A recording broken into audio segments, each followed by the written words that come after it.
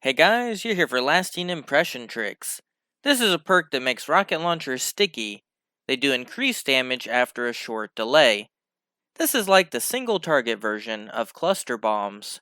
You can actually make it instantly explode. To do this, you need a divinity. Make a divinity cage, then quickly shoot a lasting impression rocket.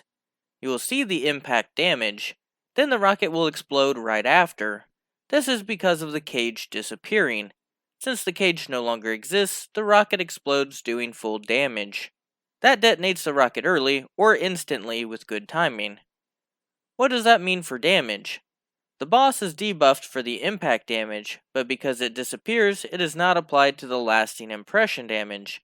If you are not running another debuff, it's actually slightly worse than a similar rocket that does not have lasting impression, seeing that the impact and explosion both get the benefit of divinity, doing this without the lasting impression perk.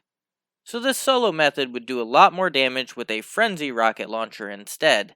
Note that divinity is always buffing the impact damage, which can add up with boss spec and impact casing, still better than nothing. We can also go on the other spectrum where the timer for this explosion can be delayed, meaning you could stack them. Lasting impression has a distinct audio cue. If you shoot the bullet before it explodes, it resets the timer, allowing you to keep it from exploding.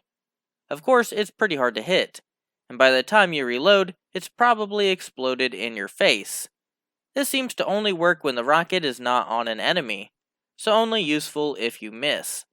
But what about stacking? If you had one player stacking shots on the ground, you would also need two players alternating shots at the lasting impression. That way it's still being hit while other people are reloading. This could also delay a shot in PvP as a trap. Is this the instant bake you always dreamed of? Probably not.